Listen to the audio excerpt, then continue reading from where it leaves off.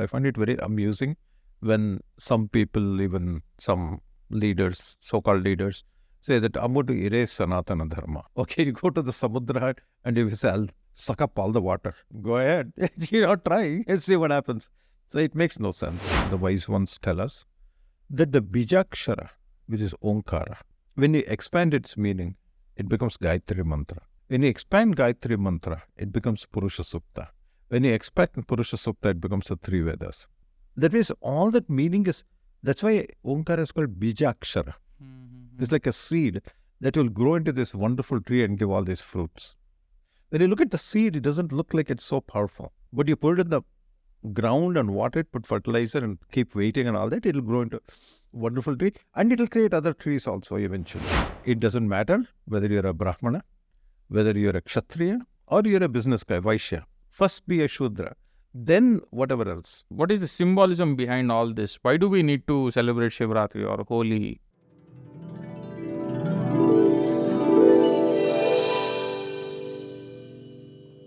Ananta Gunapurnaya Dosha Duraya Vishnave Namah Shri Prananathaya Bhakta Dishtapradayine Shri Gurubhyo Namah Harihi Om. Namaskara, sir. Namaskara. Thank you for coming to the Arnava show. It's really our privilege. I've been following Bannanje Govindacharya and his podcast, like discourses, for a long time. You, his direct student, coming to our studio and talking to us, like, it's a great privilege. Thank you again. You're welcome. I should say that the way Jnana or knowledge is a poor translation of Jnana, but for lack of better word, we can use that. Knowledge and wisdom, the way it flows is, it's a cycle and everything starts, from the infinite and eventually it ends up there also. And there is a physical analogy which works just like that. For anything that happens energy-wise, there is a direct materialistic analogy. So you can understand. Okay. So the question is, it's not about me coming here or saying something or whatever. It's a part of a bigger plan and a bigger picture. And we're all part of it. You are part of it. I'm part of it. And the way it works is this, right? So if you look at the ocean or the sea, Samudra, when the sun shines on that,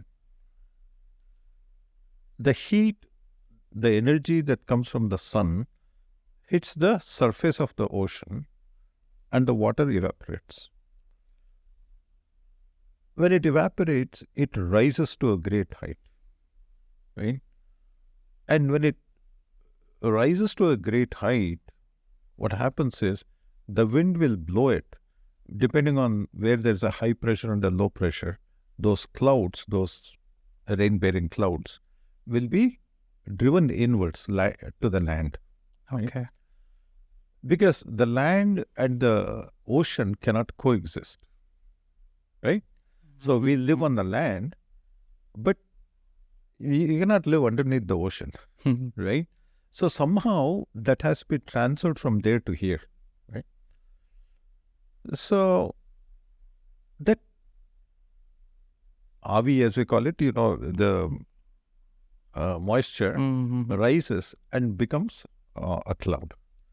Now the interesting thing is, the clouds also have electrical charge. Some are positive, some are negative, right? So when they come close to each other, that's when lightning strikes. Yes. Okay, it's a transfer of charge. So it's interesting that the cloud not only has water content, it also has electrical charge. And these are driven inwards to the land, right? So naturally, it will come closest to mountains. So mountains block it, right? So when it comes near the mountain, then this opposite charge they will get attracted to each other. There's thunder, storm, lightning, and then the water drops. And it usually drops on the mountain more than on the flat land. So that water will go into the mountain. And once in a while, that water that went into the mountain will come up in the form of a spring. And that spring, which is a small thing, it's not a big thing, sometimes that will end up becoming a river. Like if you go to where Kaveri starts in Talakaveri, or if you go to Himalayas, go to Gangotri, Yamunotri and all that, you always wonder, you mean such a small thing becomes such a big river down the, it comes into the plains. And the fact is, that is true. And it's at a great height, right?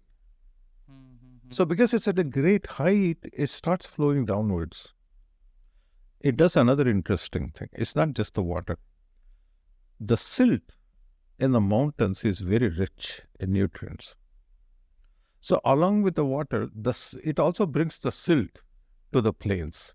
Yes. Right? So then when it comes to the plains, always you notice our rishis and munis, they would always live next to the river. Yes, totally. Varanasi is such a huge city built on a river. Right next to the river, right? Next. Not just that. They always lived near the rivers, right? Because they knew that not only physically, but energy-wise also the same thing happens. That's why we say Ganga Mata. Because there's a Devata Shakti that is controlling this physical river, right?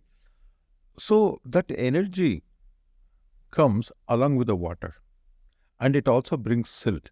Similarly, if you look at the Himalayas, for example, many of the rishis and munis, they sit on top of the mountain and so on, right? So knowledge is also like that. If you look at knowledge, what happens? You cannot erase knowledge. That's why our dharma is called Sanatana Dharma. It's eternal. You cannot get rid of it. How do you get rid of the ocean? Impossible. No, it just can't. Right? Yeah. You can stop a river, put a dam or something like that. Even the river you cannot stop. If you put a dam, it will go on somewhere else, right? So it will go wherever there is lower plains. And where will the river eventually go? Back to the ocean. So what a cycle. This cycle is doing something very important. It is bringing silt, nutrients. It is bringing water to the plains where you and I need it. But it goes back to the ocean. Knowledge is like that too.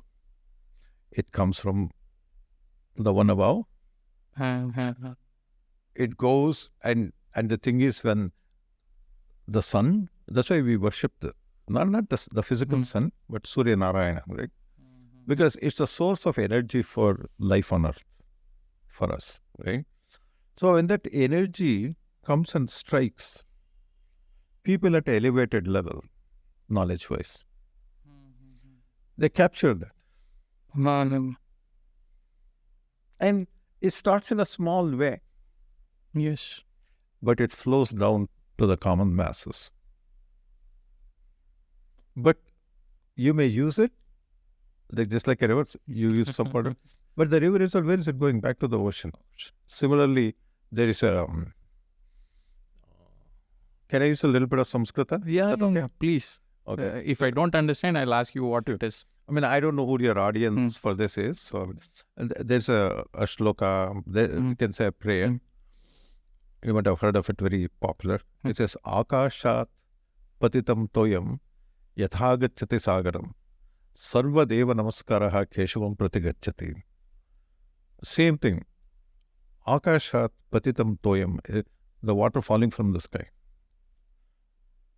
Even every drop. But yatha gachyati sagaram, eventually will go to the ocean. One way or the other, it will go to the ocean. Similarly, every prayer, sarva deva namaskaraha keshavam pratigachyati, it will go back to that ocean. Fantastic, sir. Fantastic. Sir, I'll begin with my first question. Sir, what is the Vedic way of life? Whenever we say Vaidika Sampradaya or something like that, what exactly do you mean by it? And like, like, can we practice it even today? Definitely. You see, when you talk about sampradaya, right? Sampradaya is tradition, right? But tradition is something that comes from generation to generation, right? But if you look at dharma, if you ask me what is Vedika Dharma, Sanatana Dharma, that is different from Vedika Sampradaya. See, for example, in your family, your grandfather, great-grandfather, they might have lived a particular way or not. That sort of filters down to us, right? In one way or the other, it will filter down. But the Sanatana Dharma is something different. In this analogy we use, Sanatana Dharma is the ocean. Okay? But the thing is, in Dharma, there are three types of Dharma, right? One is Sanatana, which never changes. It's always there. Yeah, and like I said, you cannot get rid of it. I find it very amusing.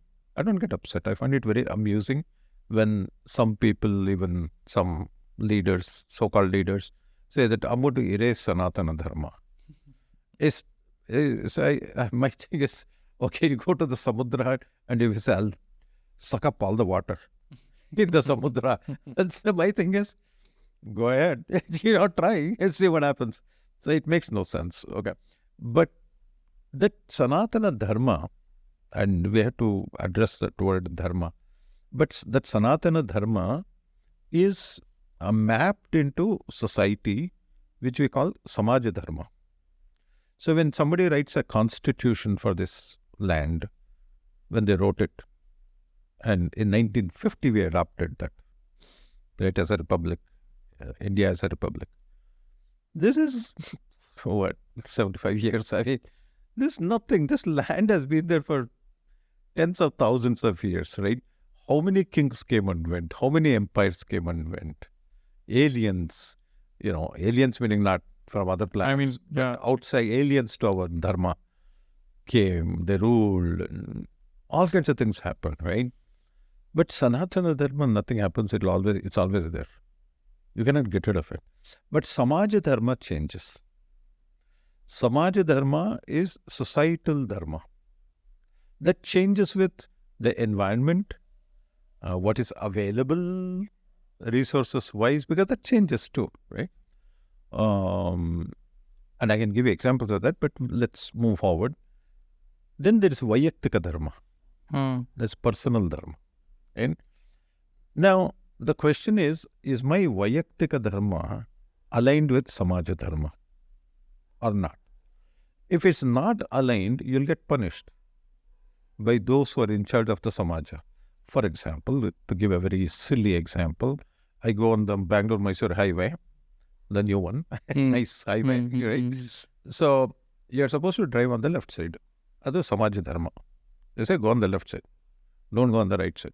You say, no, I like to drive on the right side. I just like it. That's okay, try. In 10 minutes, somebody will hit you. Right? So we have to follow Samaja Dharma because there is a certain pattern, certain order. And even though within my house, inside my house, you can walk on the right or left or jump or do whatever you want. Nobody will stop you. Similarly, inside me, I can do whatever I want. That's my Vayaktika Dharma.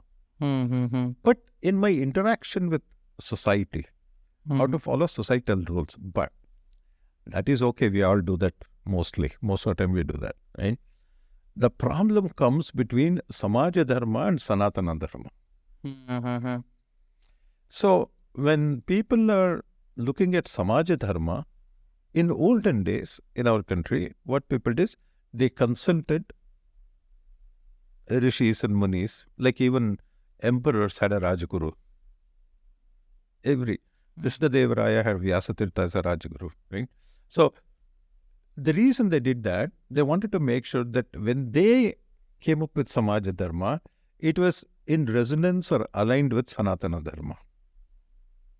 But today, a lot of times, our Samaja Dharma is based on alien Dharma. Like you look at what they did in England, what they did in America or Europe, and we think that, oh, it's so great, and we adopt that, right? So what happens is, it's not, now for that Samaja, it may be okay. It's not a question of right and wrong. It suits their, I'll give you a simple example, right? So in our country, you go to any temple or something, you'll see the priest wearing a simple dhoti and a little angavastra, as we call it, a simple shalya. Right? There are many Hindu temples in America where I live. In northern part of America, where I used to be for a long time, it's a very, very cold country. So the priest, if he says, no, this is dharma, I have to wear a dhoti and a simple angavastra, he'll freeze to death. Yes, even in Badrinath or Kedarnath, they actually wear... They have to. Sweaters. So you have to adopt Samaja Dharma based on the environment in which you are living, right?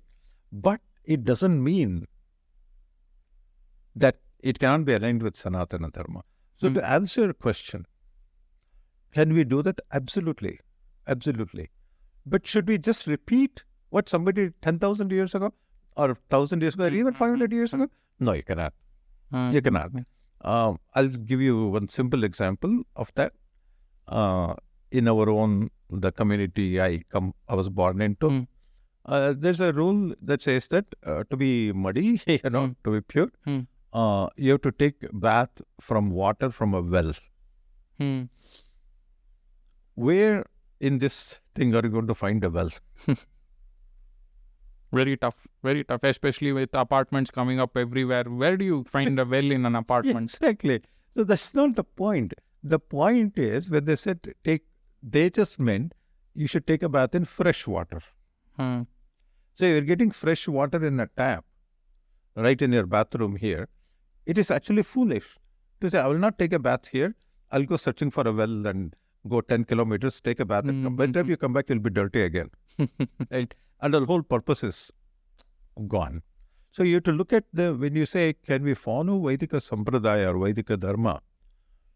Sampradaya, I'm not so sure, but Vedika Dharma, absolutely. Okay. You have to look at the intent. By the way, I'll put a plug for a book that's of mine, which is getting released on 23rd. Okay. The title of the book is Karma and Intent, the Hidden Connection. That's the title of the book. So karma is not action. Okay.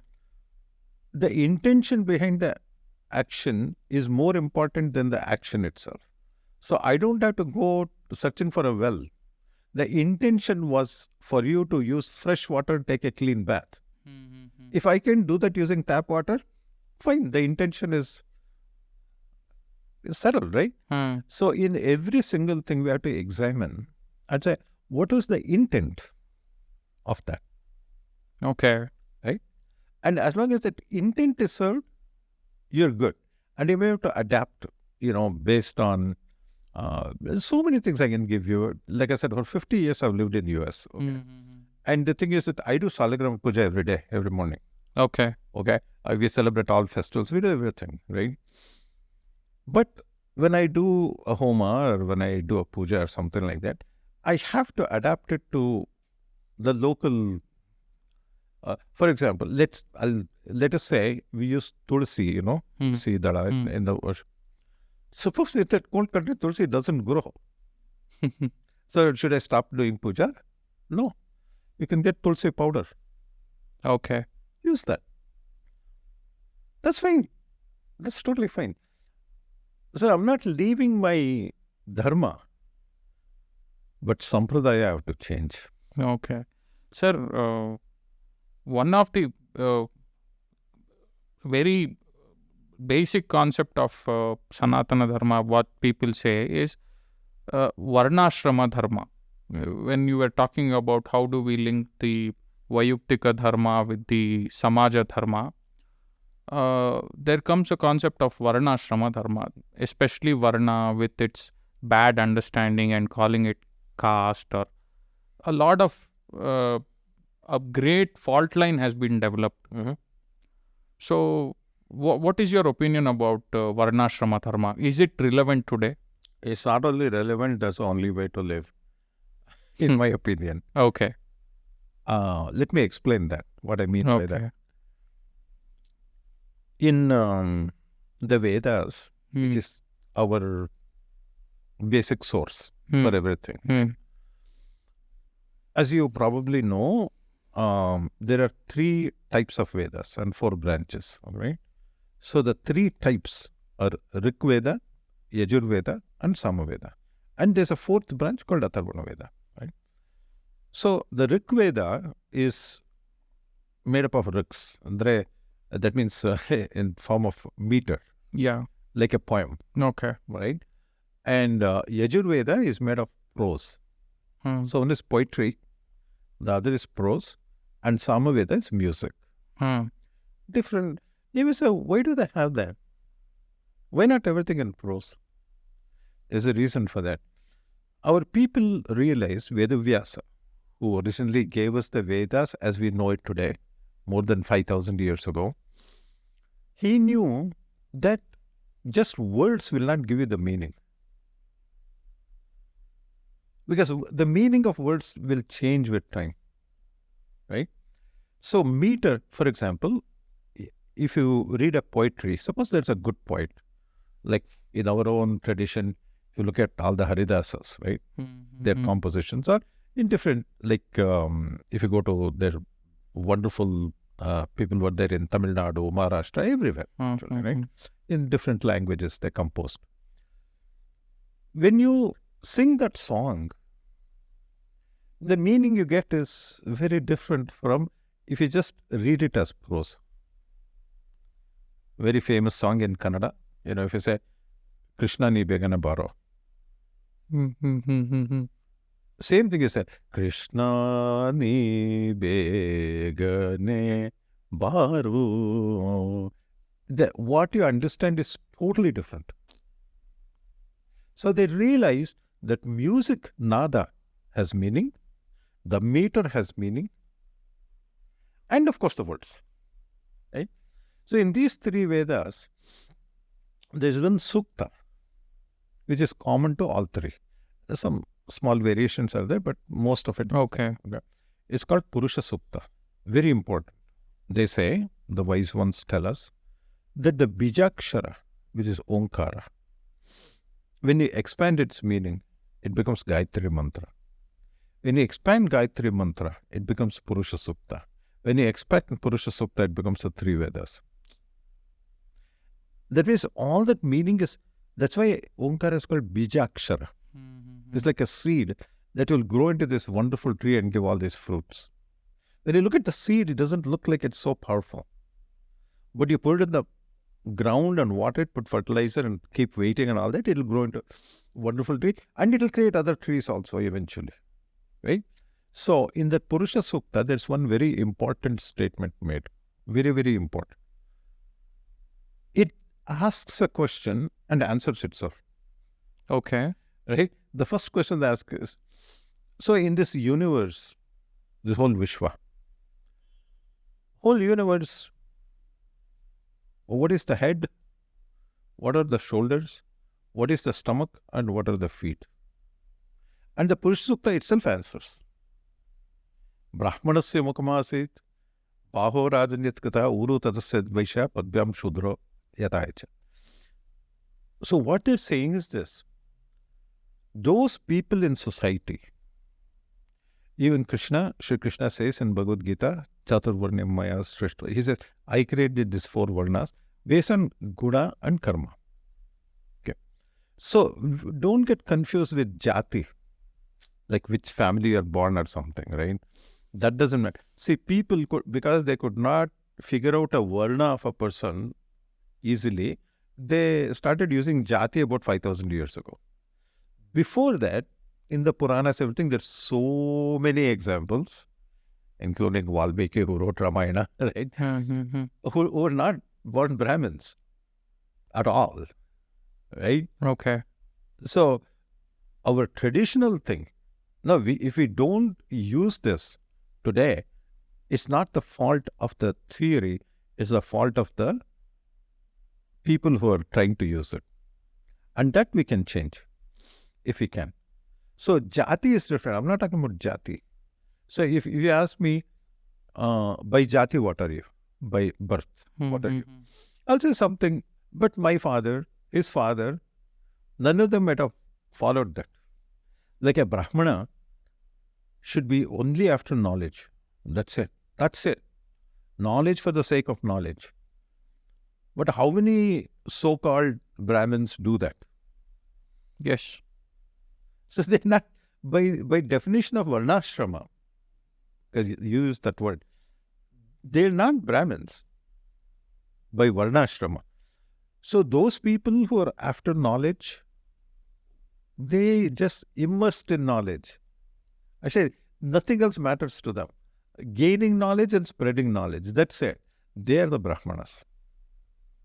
Okay. Okay. Baho Rajan. Raja means Kshatriyas. Okay.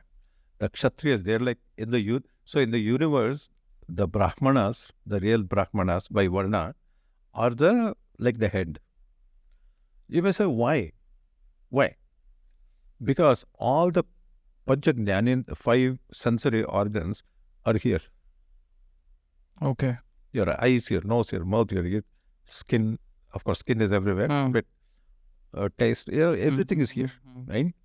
So these are the people who acquire knowledge, right? So the people are acquiring this knowledge, processing them. These are the Brahmanas. The shoulders represent strength in society. So those people who are very strong, very, very strong, and they use their strength to make sure that the weak are protected and there is dharma in society. Those are the Kshatriyas. You may be born in any family, it doesn't matter. Birth is irrelevant. It's your nature that is important. Okay. Your personal dharma. Same Sri Krishna in the same Bhagavad Gita also says, Swadharme nidhanam shreyaha paradharmo bhayavaha. So don't go after somebody else. You follow your nature. Even if you die in that, it's fine. Ade shreyas. Swadharme nidhanam shreyaha. Right? So then there are the Vaishyas. Uru. So you have to eat, I have to eat. Look, neither of us, I don't think, are qualified to start farming and grow rice, paddy and vegetables and all. If you depend on that, I'll starve. So there are sections of society who are very good at this.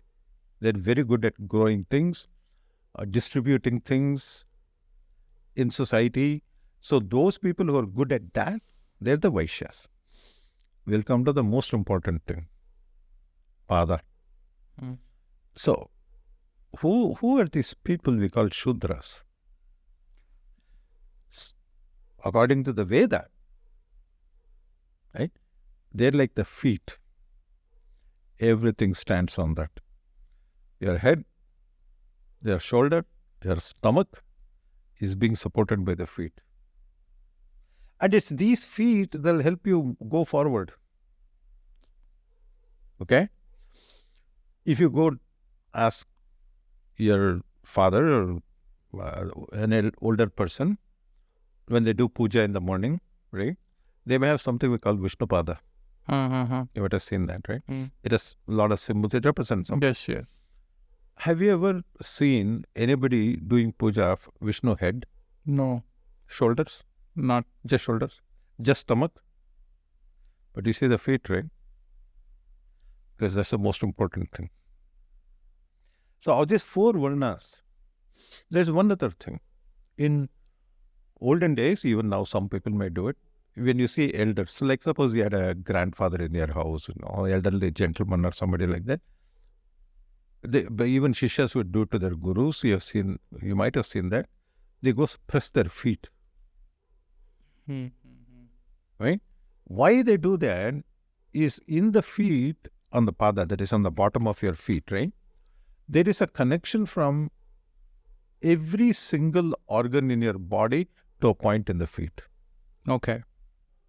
There's some people who help you, if you have some disease or something, they call it acupressure.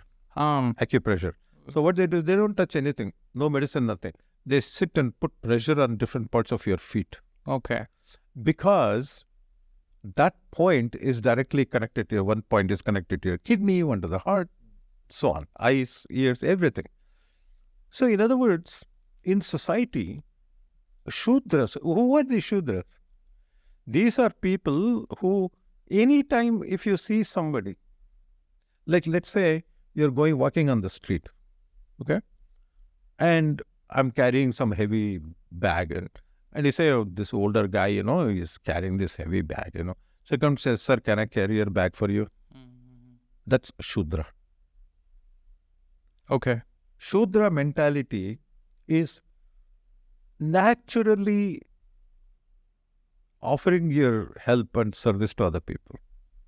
Okay. That way I feel everybody should be Shudra. That is exactly what the Veda says. It says, it doesn't matter whether you're a Brahmana, whether you're a Kshatriya, or you're a business guy, Vaishya. First be a Shudra. First be a Shudra. Then whatever else. Which means, whatever I do, like what we're doing right now, this podcast, you should do it as a service to society and I should do it as a service to society. That's the only way to do anything. When you do that, I'm a Shudra first and then perhaps a Brahmana, maybe. Right? So, that is our thought process. And we have to do it with that thought process.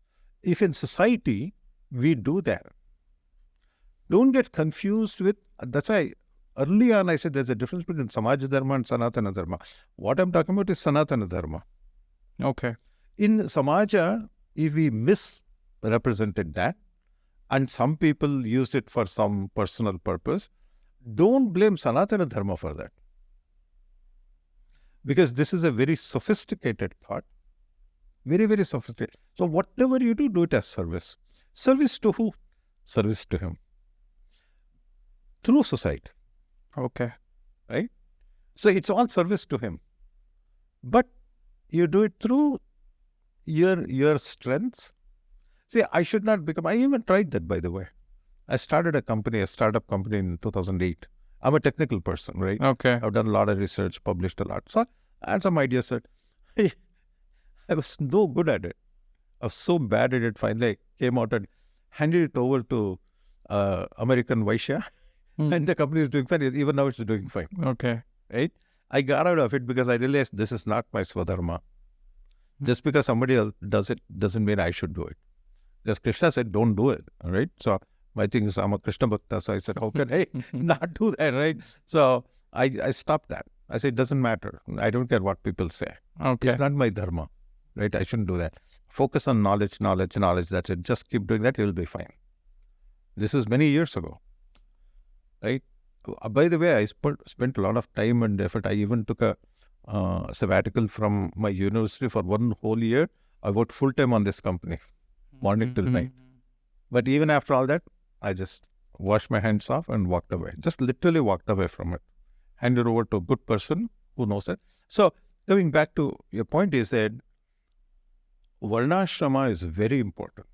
Not just to us in Bharat, to mankind as a whole.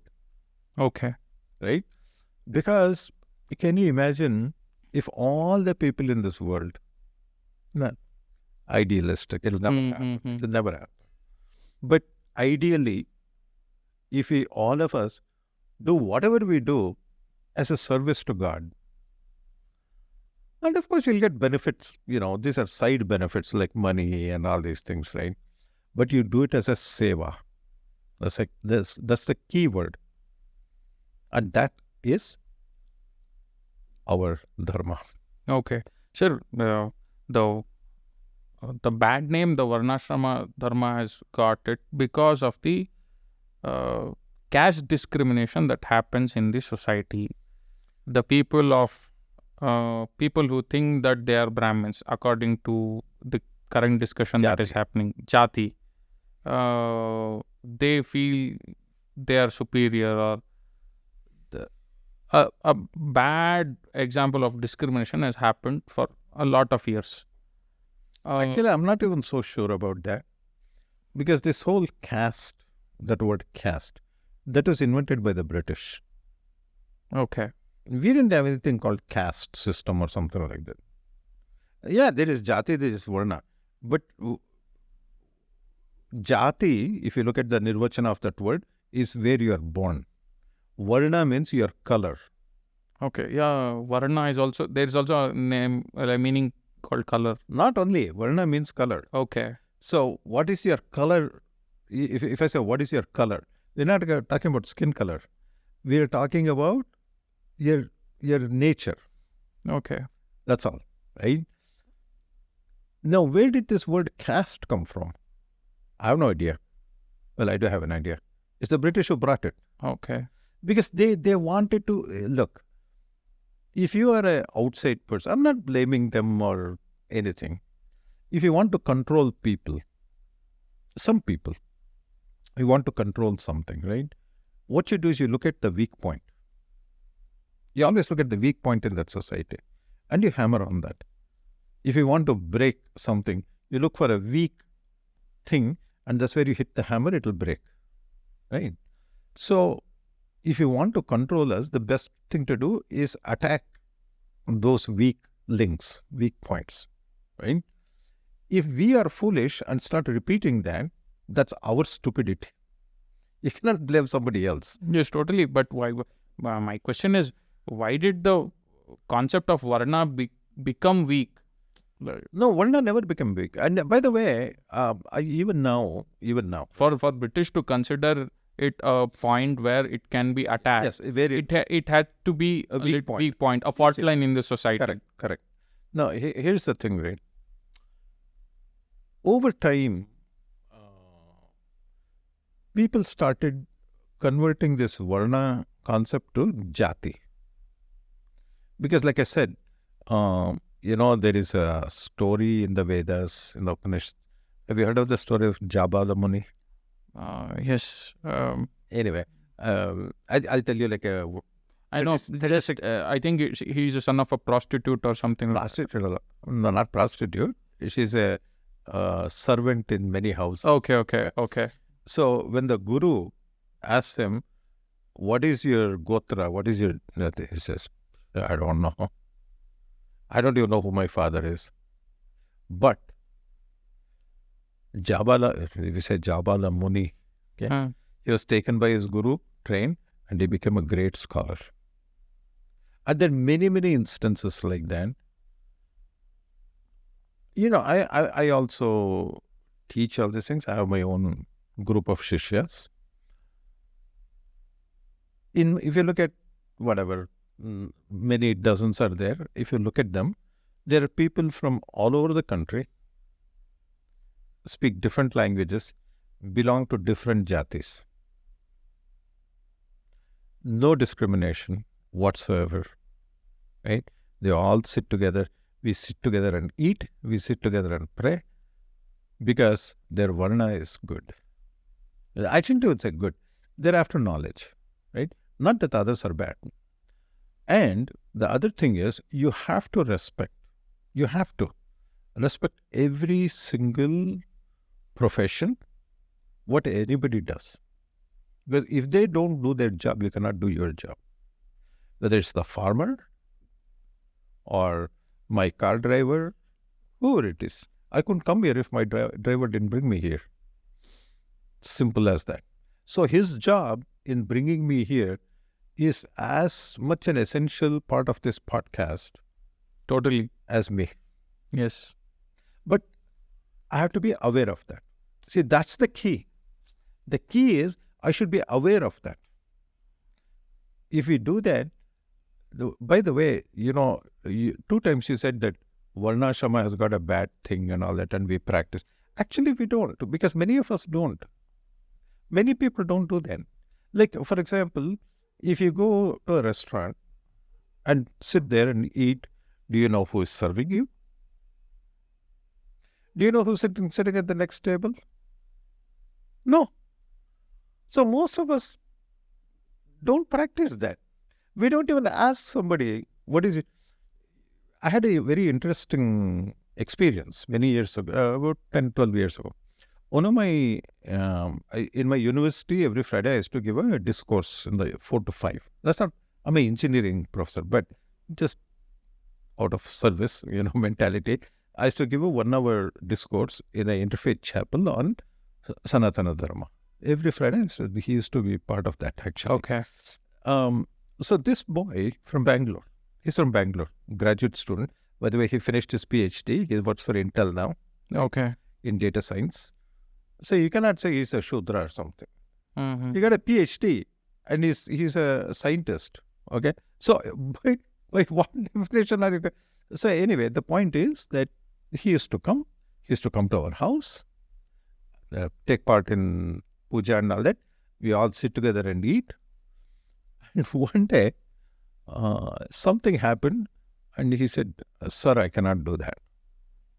So I don't remember what it was, something. He said, "Sir, I cannot do that." I said, "Why?" He said, "Because I belong to such and such." I won't mention the name, but he mentioned a community. And I said, "I'm from that community." So I said, "So? So what's your point?" I don't know why you're saying that. Oh, in the first place, those people, I'll give you a simple example, right? There's a community called Kuruba community. Okay. They're shepherds. Okay. They look after sheep. Right? So if a person comes to you and says, "I come from Kuruba community," my first question will be, "How many sheep do you have?" He says, "0. I said, "In your whole life, have you ever looked after sheep? Do you even know how to look after sheep?" Actually, this conversation happened recently with somebody. That's why I'm remembering that. And he said, "No, I've never, I went to school, and now I'm doing this." I said, "So you've never looked after sheep in your life?" He said, "No." He said, "Not only that, my brothers and my father never did. And my father was a construction guy." So I said, "Then you're not a Kuruba." How do you define that, right? Or you take a Brahmana on the other side. Suppose somebody comes and says, "I'm a Brahmana." They say, "Okay. Just tell me one shloka from the Vedas." Just what? I'm not asking for any, not even the meaning. Just chant one shloka from the Vedas. I can guarantee you, most so-called Brahmins, not all, there are people who know, but I would say a considerable percentage of people cannot do that. So then my thing is, you're not a Brahmana. Okay. You can say whatever you want, right? So some will say Yajnopavita, if you have to wear a Yajnopavita, that makes you a Brahmana, right? Yajnopavita is the sacred thread. You know how much it costs in market? 5 rupees. So if 5 rupees is the value of becoming a Brahmana, anybody can become a Brahmana. Or maybe 10 rupees for a good one. Whatever, right? That doesn't do, people don't even know what that represents, right? Most people, I can guarantee you, even those who are wearing Yajnopavita, they don't know what that means. That's our tragedy. Okay. Sir, I agree, but there is a differentiation happening here. Like when you see the Abrahamic religions, they have a uniform code of conduct. Every Christian has to adhere to certain set of rules. Actually, that's not true. Or probably at least they should follow a single book or a single prophet. At least they have one set of rules. The reason I said that's not true, like again, I have many Christian friends, my colleagues, friends and so on. I would say of all the people I know who just call themselves Christian, at least 50% never go to church. They don't believe in anything, okay? Actually, they don't. Just like jati system, just like the fellow who's never seen a sheep in his life saying, I'm a kurba. Same thing. Those people, you say kurba, that fellow says, I'm a Christian. You say, what does it mean? He says, I don't. Actually, I don't care. Never went to church. I don't believe in this. Secondly, if you look at, I'm not putting down anybody, but in Christianity itself, there are many, many denominations. A Methodist doesn't agree with a Lutheran. Lutheran doesn't agree with a Presbyterian. And none of them agree with a Catholic. Okay. So you can call by whatever name you want. So denominations are okay. But caste is not okay. Okay. So don't think that the Abrahamic religions are somehow superior in some way. The difference is this. The difference is in not Judaism, but Christianity and Islam, they had one prophet who gave one set of knowledge which they follow. Fine, they can do that. If they believe in that, they can follow that. I have no problem with that. I respect their beliefs. I respect their thoughts. But that has nothing to do with my way of life and my knowledge base, which is far more broader, far more deeper. Think about it, right? Every single person of faith would like to believe that his prophet, God revealed truth to this person. That's what they believe. Which is, like I said, we should respect that. We should respect that. But having said that, our rishis, look at this, man. So our rishis, so if you look at our scriptures, there's the Shruti and there's the Smriti. The Shruti are the Vedas. Shruti means what was heard. Now, if you look at the Vedas, the Rishi says that he is the one who saw that or heard it, whichever way you want to say. He never takes credit for it. He said, it occurred to me. When I was doing tapas, it occurred to me. So the collection of all those things, so many rishis, so many sadhakas, right? It's a collection of all that is what we have, as opposed to one person saying something. Okay. Right? So we should be proud, and any of these things are okay. Like I said earlier, Akashat Patitam Toyam. You follow any of these paths. The goal is the same, to reach the infinite. Right? So you choose whatever appeals to you. I cannot come and tell you that you better believe what I believe. Whatever I believe, you better do that, otherwise I'm going to slap you or something like that. Why? You can believe whatever you want. Yeah. So basically, us not having a uniform code of conduct all through the country or the civilization is a very good part for us. No, because we do have a uniform code of conduct. That is the dharma. Okay. That is common. Okay. How you apply it to your life and to your... look, it's sort of like this. Take engineering, for example, right? What is the goal of engineering? Is to take science and come up with real solutions to real problems, right? So some people are computer engineers, some are electrical engineers, some are mechanical engineers, some are civil engineers, and so on. You cannot say that there should be only one engineering. Mm-hmm. There are different applications. But at the root of all that is the same thing. That's why when you go to engineering college, the first year engineering student, they all study the same thing. Whatever your goal is, you may be electrical, mechanical, civil, whatever. The first year they study the same physics, same chemistry, same mathematics. They study the same thing because that is the root for everything else. Then it branches out. Okay. So, for us also, Sanatana Dharma is not it's not different. It's the same. It's the same.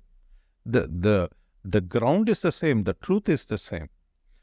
But the way you see it, we are so democratic. if we say that if you see differently than I do, that's okay. Okay. We have no problem with that. We don't go and slap them or punish them or something like that. Okay, slap is a small thing. People kill. Whatever. Okay. Basically thinking that my way of understanding is superior to your way of understanding. Why? Okay. Because I believe that. Okay. But you think you say the same thing too, right? So taking this question to a next level, so there is this concept of God in the Sanatana Dharma. Correct. There is a concept of God in the Abrahamic religions, whether you call it Allah or Jehovah or anybody, or the Brahma, Parabrahma concept in Sanatana Dharma. Do you consider the both concepts same? I don't know. Or maybe you're interpreting it like that, but probably what the Christians and Muslims believe it as a God and what the followers of Sanatana Dharma believe it as a God, are they same according to you? Look, it depends on how you define God. Okay. Okay. If you say that, by the way, let me just slightly, some of this confusion comes from in if you use Sanskrit words, okay, when you say Bhagavanta, Parabrahma, you use that word, say Parabrahma, any of those words, right? They're Devata Shaktis, Devata, the Devatas are not Parabrahma, right? So, the thing is that in English, they have only one word called God. So everything they say, just God. Like we have Grama Devata. You go to a village, they'll have some small temple and say, this is our, some name will be there and say, this is our Grama Devata. Okay. Nobody is saying that's Parabrahma. Okay.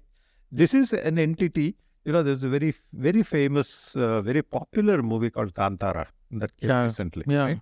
So if you go to the coastal region, they worship certain forces. Okay. Now, the fact is that when you look at that God concept, right? Even for us, one thing is this. If you saw that, did you see that movie? Yeah. So they say that, in this forest, this whatever that thing is there, that is looking after this forest. But the definition of God, whoever he is, again, I've not studied Christianity, I've not studied Islam, so I don't want to comment on that because I don't know. Okay?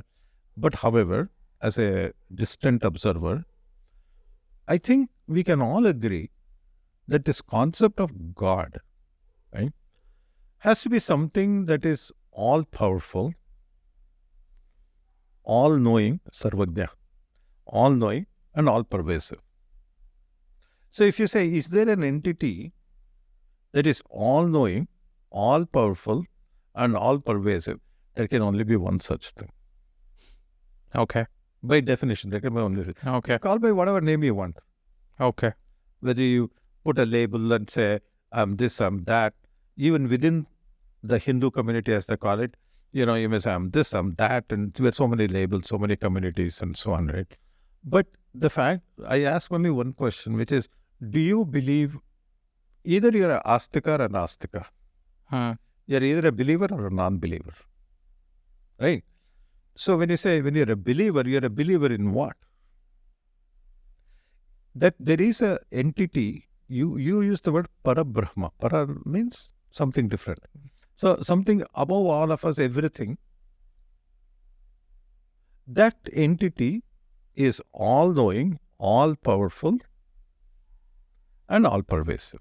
Okay. If you believe that, then all of us have the same definition.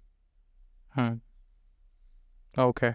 Sir, then when it comes to the whatever we call it as gods in Sanatana Dharma, Shiva, Krishna, Narasimha, or Vishnu, or Rama, do they have separate symbolisms behind all of it? or like how do you see it? Like why did we make it into why did we bring that abstract concept into a form? Well, in the first place, there are different schools of thought within Sanatana Dharma, as you probably know. There are three acharyas who came in the last 1200 years, right? Between 800 years and in this 400 years, there were three acharyas, Acharya Shankara, Acharya Ramanuja, and Acharya Madhva. They gave slightly different interpretations, right? That's how they saw it. Their followers, actually, most of the so-called followers today, they don't know what they said. But in case you have studied it, there's some slight variations. But having said that, when you look at, there are even in this Trinity concept, right? This is Brahma, Vishnu, and Shiva, right? Now, the thing is this, the differences are that some people may think that the form of Shiva is superior, some people may think Vishnu is superior, and they're not people following Brahma. Basically, there's people who follow this or that. That's all fine. That's okay. You can call whatever name you want. Again, I go back to the same question to these people and say, what you call Shiva or Vishnu or whatever, do you believe that entity has those definitions? If the answer is yes, we are calling by different names, but you are referring to the same thing. Okay. Right? So you want to call by different name, go ahead. You can call by whatever name you want. You want to call. Do you know in Judaism, long time ago, before there was Christianity, before there was Islam and all these things, long time ago, they came from the desert actually. These people had spiritual experiences in the desert. These people did not even want to put a name on God. So the difference is this.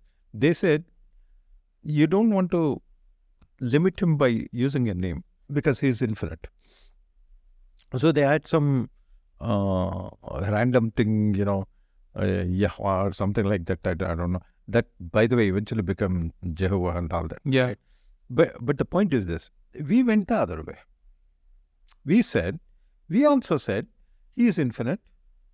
So you cannot limit it by using any word. Okay. Right? It doesn't matter. You can call God or you can call something else in Sanskrit. You cannot limit that.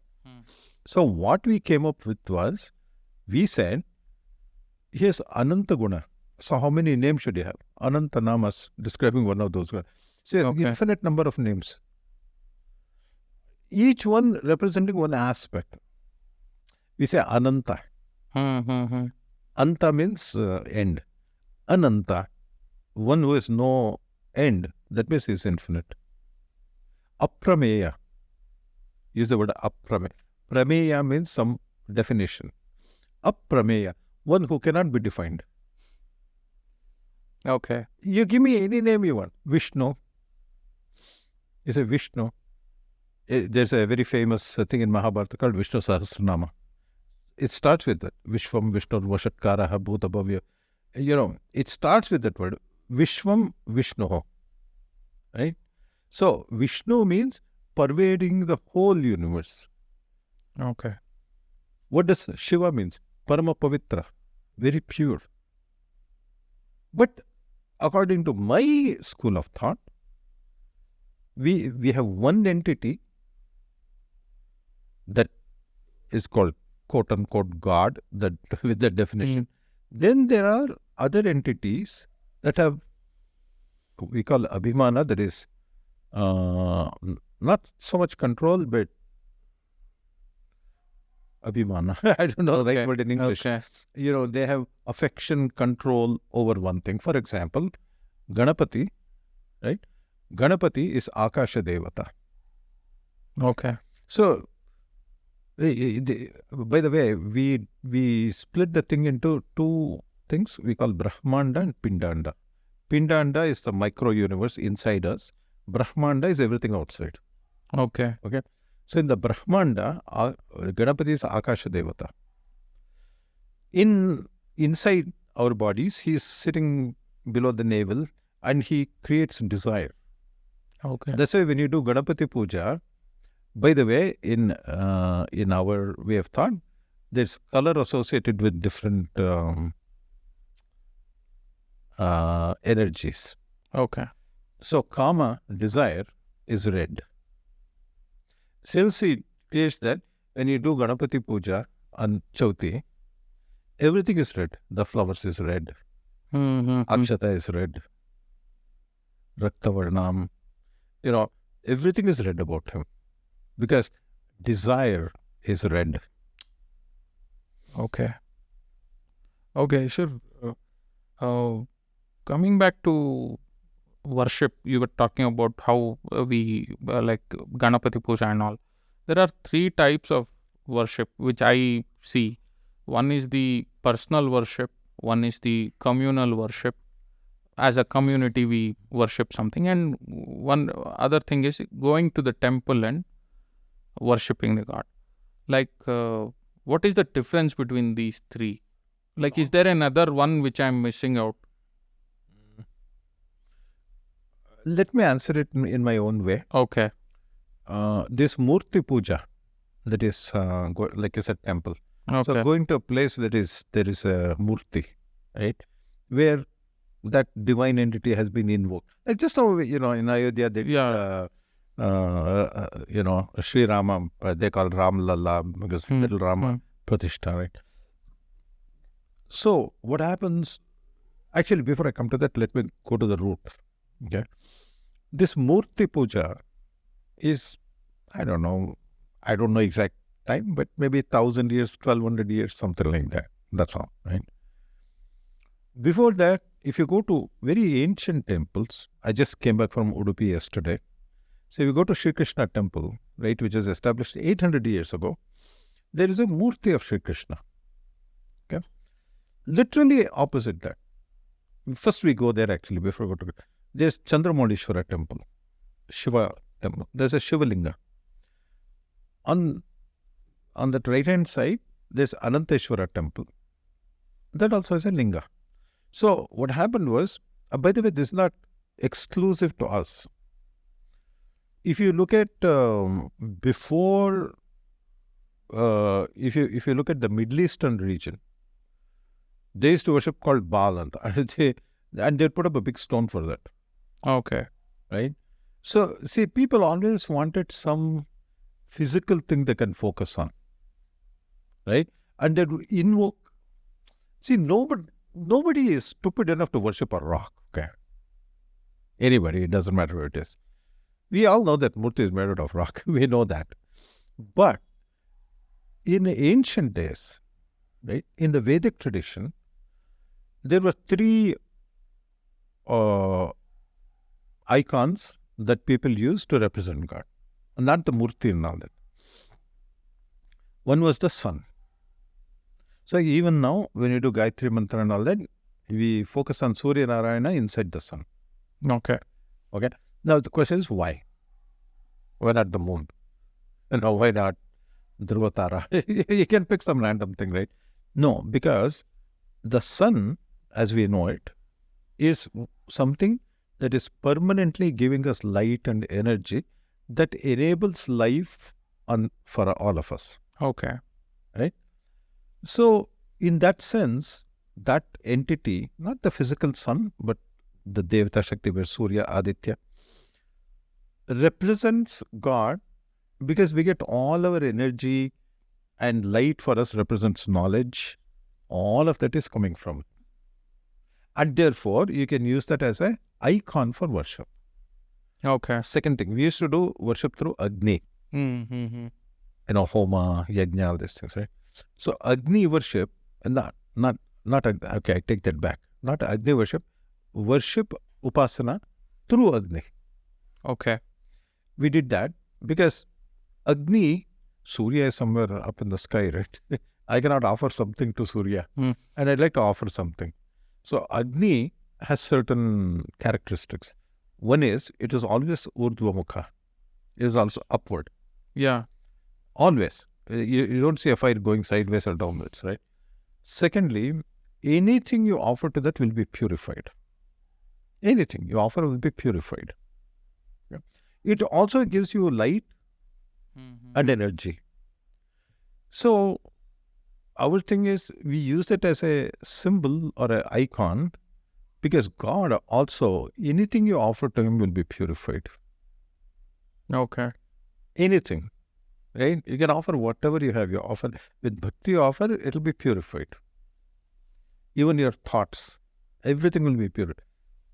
Pavana Pavana, is purest of the pure, right? And He's also giving light, energy, and all that, and it's always upward going. So, if I want to go upwards, that is what there is a saying, in the Vedas says, Yatha Yatha Upaste Tadeva Bhavati. However you see him, you get that reflection. So, if I think of him as something upwards going, something purifying, that's how I worship it, that's what I'll get. That's the reflection I'll get. I'll get purified, I'll go upwards. There's a third icon there, which is a Brahmana. Okay.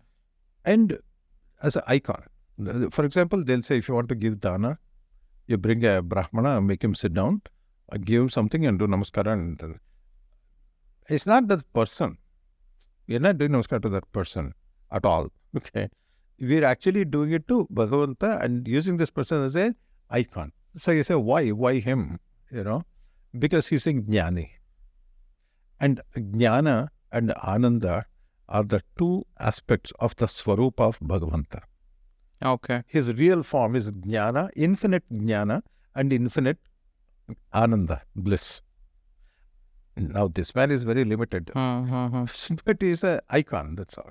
Okay. Now, when you come to Murti, you said, is there any advantage? I can sit at home, which I do, and do Upasana, however I do it. I perform homas, I do Shalagram Puja, I do all these things. That's your thing, whatever suits you, whatever you know, whatever your guru has taught you, you do that. You ask me, is a temple important? The answer is yes, very important. Why it is important is if you take a community, not everybody knows what. But they too should have an opportunity of going and offering a seva, offering a worship. Okay. Right? Even if you don't know anything. Right? And there, when they do that pratisthapana, as they call it, they invoke a certain thing. So the murti itself it's a rock. But inside that, we're inviting and invoking that divine entity. Okay. To reside there. So when you offer puja, you're offering to the divine entity, but some of us, very advanced souls, they don't need anything. They just close their eyes. But not, most of us, if you close our eyes, we'll fall asleep. Right? So you need something to focus on. So it gives you something to focus on. Okay. And along with that, what they did was, when you look at the murti, they use a lot of symbolism. Not just give you one simple example. Okay. No, not really. But the topic is very interesting. We can go on and on. But the thing is, if you go to any, let's say you go to some Vishnu temple here or something, right? There are 4 things which are called ayudhas. Shankha, Chakra, Gada, Padma, right? These directly represent, and there are reasons for that. We need a long discussion to explain that. But it represents what we call Chaturvidha Purushartha. Oh, okay. There are 4 things any human being can. There are only 4 things. At the end of the day, it's one of those 4 things. Dharma, Artha, resources. Like you may earn a lot of money or something. Dharma, Artha, Kama, desire, and Moksha, salvation. That's it. And those 4 so-called Ayudha is not a weapon. Ayudha is not a weapon. If somebody is all-powerful, he doesn't need a weapon. Okay. Right? So these are extensions of himself. Like if you look at the Sudarshana Chakra is also Bhagavanta. Complete. It's not like a part of infinity is infinity. Infinity divided by 4 is not 1/4 infinity. Infinity divided by 4 is infinity. Okay. Similarly, every one of these things, whether you look at the Shankar, Chakra, Gada, Padma, they're also infinity. But these are different symbols, different forms through which you get something. Okay. Like resource is something, moksha is something, dharma is something, chakra is dharma, for example. And there are reasons for that. There's a lot of explanation behind each one of them. Okay. Okay. So temple worship is important also. So, coming back to worship, after worship, there are some, we celebrate a lot of festivals. Like in some days there will be a Mahashivratri. Mhm. In some days there will be Holi. Although I don't think so, it's celebrated much in the southern part of the country. It is. We call it Kamana Habba. Okay. Okay. But what is the symbolism behind all this? Why do we need to celebrate Shivratri or Holi? There are so many different aspects of divinity. And there are so many things. See, this is, in the first place, why should we, I ask a reverse question, why should we not celebrate life? When God has given me so much, why should I not celebrate that and be thankful for that? Why should I do just one day in a year? Why not have a celebration every day? Okay. Why not every day be full of excitement and happiness and celebration? Nothing wrong with that, right? But coming to the point about, you mentioned Holi, Holi, Mahashivratri. Mahashivratri, all these things. So, by the way, again, I'll put a plug for my book, which is getting released on 23rd. It's called Kamana. Okay. There's an entire chapter on your question.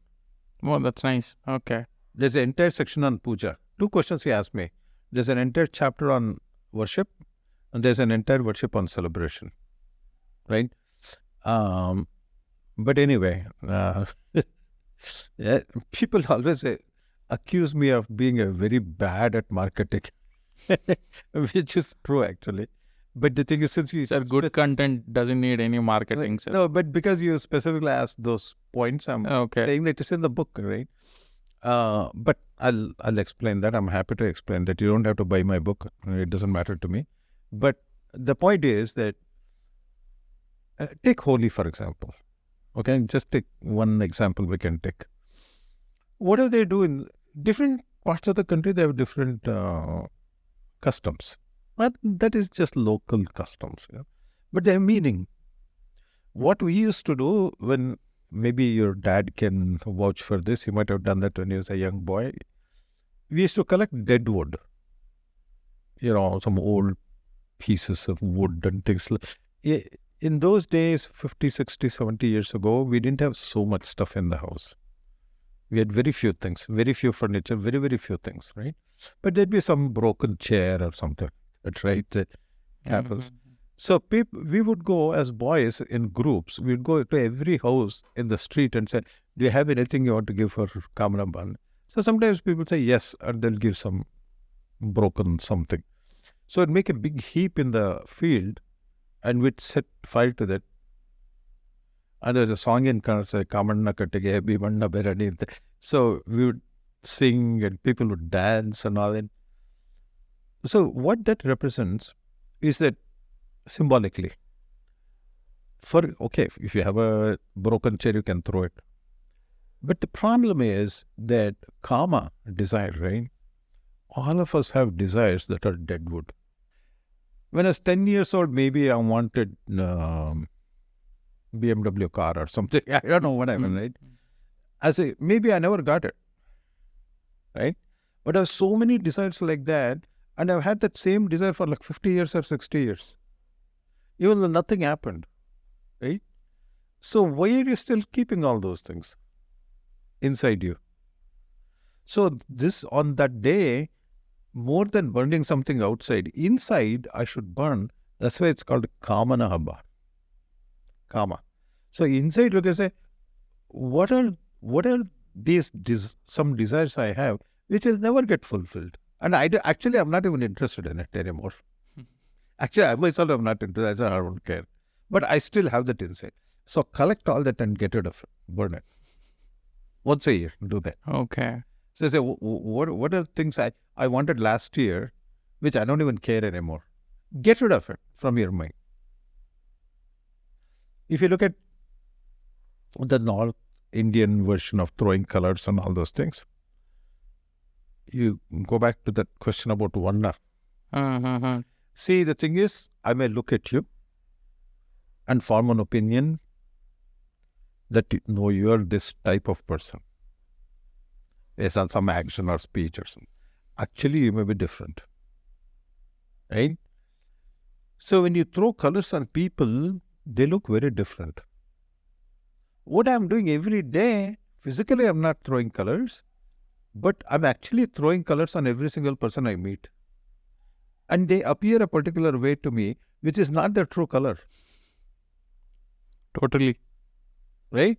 If you hang out with that person for 6 months, you'll realize, no, man, this person is very different from what I thought, initially. So, this is a reminder for us that we are throwing colors on people and thinking that they look up, they're not look, but they're a particular type of person. And they look different to me because I threw the color on them. Their original color is something very different. So I should stop doing that. Okay. So this is a reminder on that day. It says stop doing that. Stop putting colors on people. That's good. Sir, what about Mahashivratri? Why do we need to celebrate Of course we need to celebrate it because Shiva, again in my school of thought, has control inside me on the mind. Okay, our manas. When I say mind, in the mental layer, there are different things. There are 5 layers, but the mind, manas, right? The mind has a tendency to go all over the place, and it's the mind that will actually help you interact with the universe. Okay. Right. So first thing, everybody says you should have a steady mind. You should have steady mind, and so on. So for the mind to be steady, there are 3 Devata Shaktis, not just Shiva. There are 3 Devata Shaktis, Garuda, Shesha and Rudra. Garuda is the symbol of his Veda Purusha. He represents knowledge. That's why he's always way up there. Then Shesha represents gravitational pull. So on my mind, the gravitational pull that is pulling me downwards should be my humility. Okay. And the pull I say, upward pull, should be Vedic knowledge. So when those two, humility and attraction to knowledge, are pulling my mind, it will be very steady. And then when it is steady, the person, I shouldn't say person, the Devata Shakti that helps me interact with the world is Shiva. Oh. In the Pindanda. Okay. In the Brahmanda, Shiva and Parvati created the 5 elements. So Prapancha, made up of Pancha Bhutas, all those Pancha Bhutas they created. So by the way, Parvati is in the Nabhi, in the navel, and she is the one helping me with speech.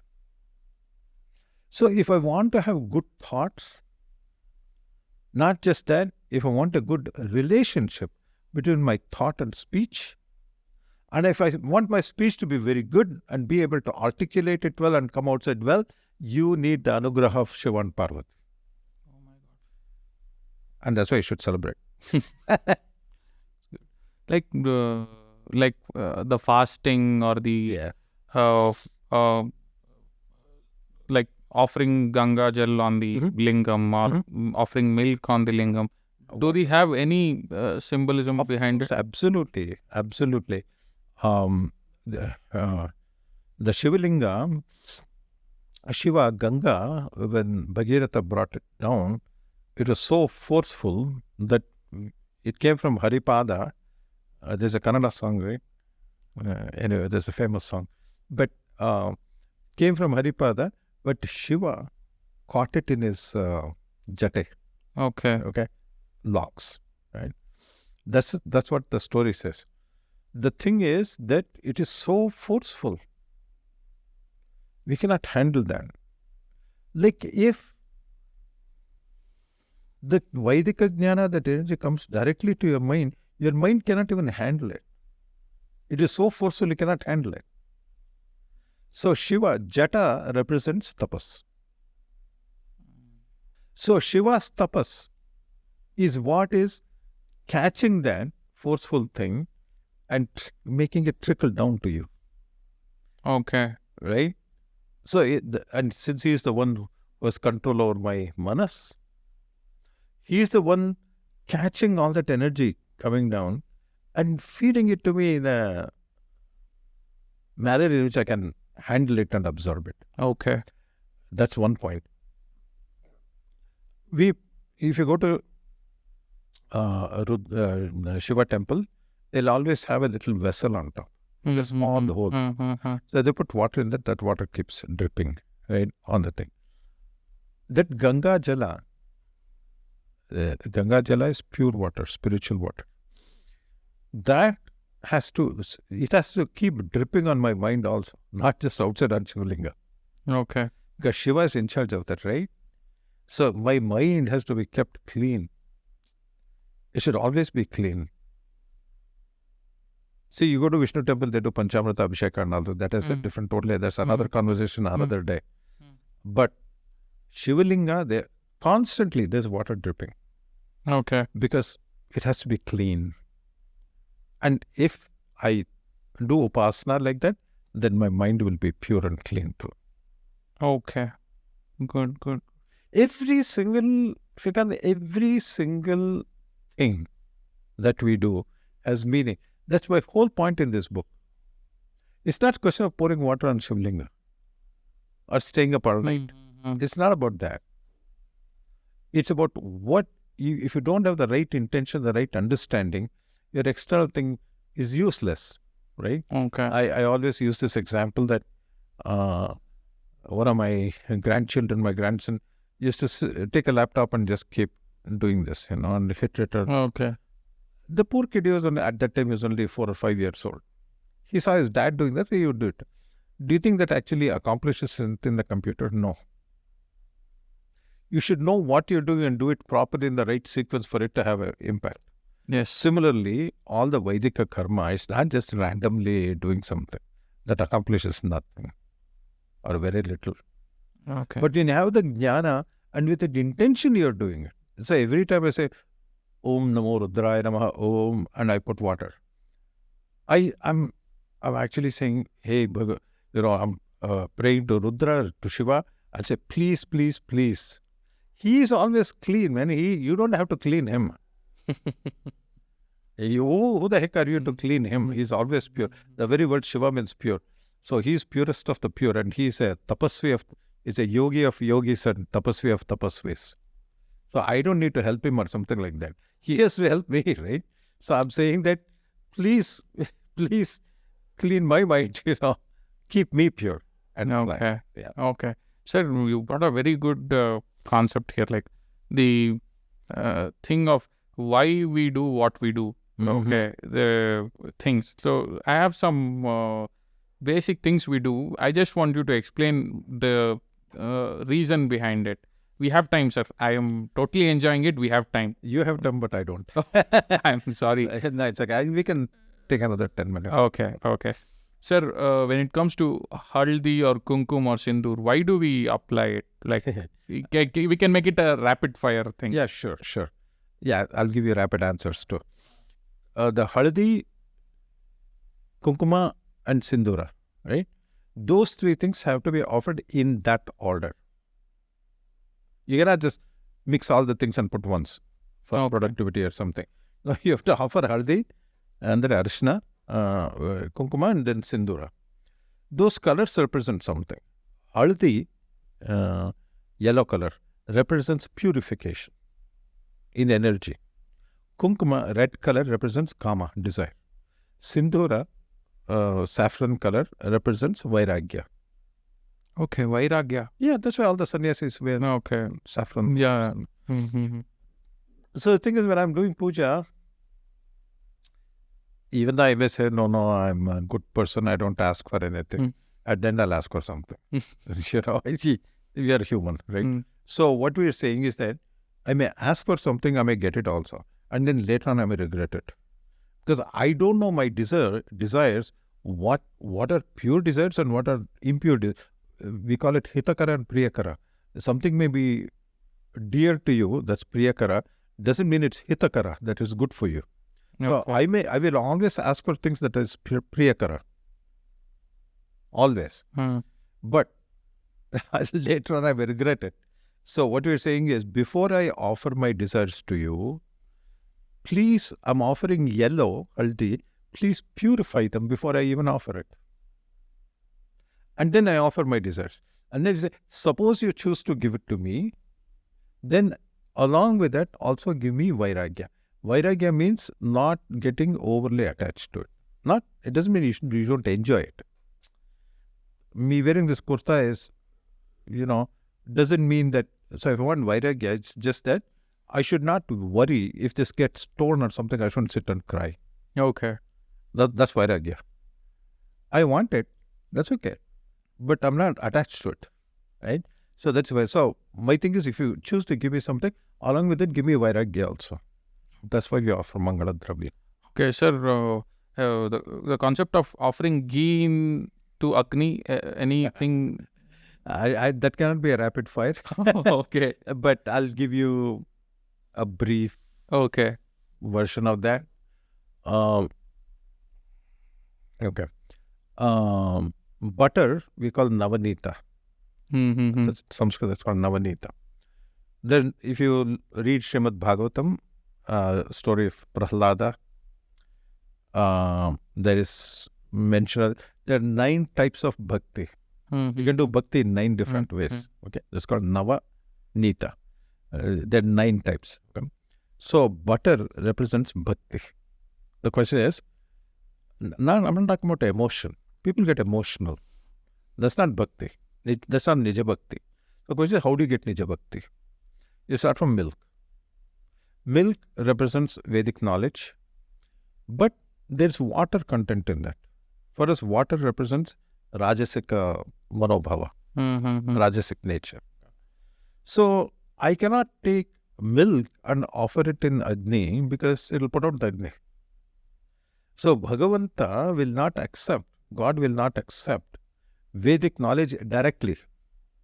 So what you do, milk, first you heat it, boil it, so gets rid of all unwanted stuff, cool it down. Internally we have to do that. Internally we have to do manana, tapas. And then calm down, let it cool down. And then you add a little bit of mosuru, yogurt from yesterday. That is a mantra upadesha from my guru. So in that knowledge, after I've done all this, if you haven't done it, it won't work. If you've already done tapas, you already thought of everything, then on top of that, your guru gives mantra upadesha. That's like a little curd. Let it cool, let it stay. After some time, your whole knowledge base is solidified, it's solid knowledge, and its characteristics are different from the milk. It's no longer milk. Your knowledge, Vedic knowledge, became totally transformed after your guru put that upadesha. Right? Okay. Now, that also you cannot offer it in Agni. It won't work. Even after that, even your solidified knowledge, you cannot get. You do mathana. That is, you apply it in life. Every day, every second. Keep on. Butter comes out of that magically. That is, when you keep on applying that solidified knowledge, is when you will get nija bhakti. Bhakti based on knowledge. Okay. Now, even that you cannot offer.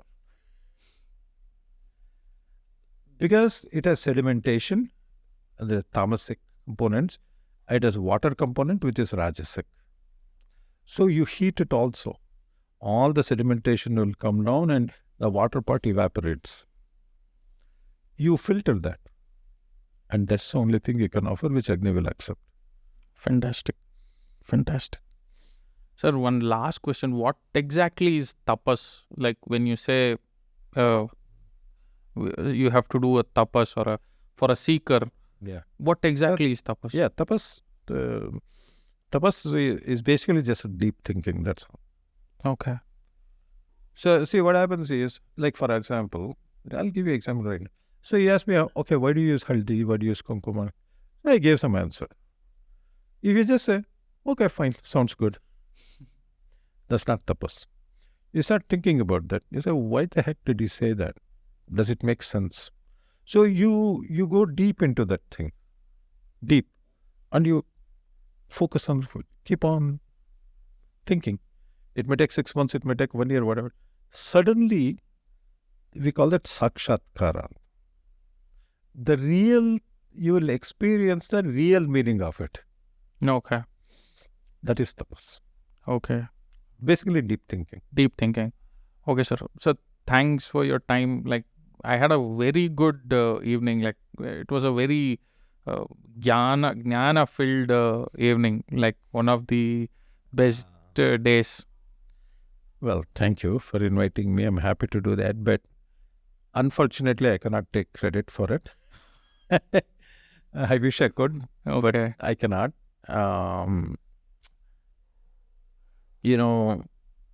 They say that for anything to be successful, for this podcast to be successful and so on, it takes 3 types of energy. Ichha Shakti, Jnana Shakti and Kriya Shakti. Ichha Shakti, you and I have. Like, you want to do a podcast for good reasons, I hope. And I want to come and talk for good reasons, hopefully. Right? So that is fine. That part is fine. But that's not enough. Okay. Just you're wanting to do a good podcast doesn't mean it will result in a good podcast, right? Even I want to do a good one doesn't mean it will result in a good one. It has to come out right? Yeah. So for that, the next energy that is needed is Jnana Shakti. And we get our Jnana from our gurus. So we have to bow down to our gurus at the beginning and say, please, you sit inside me and talk. I'm incapable of doing that.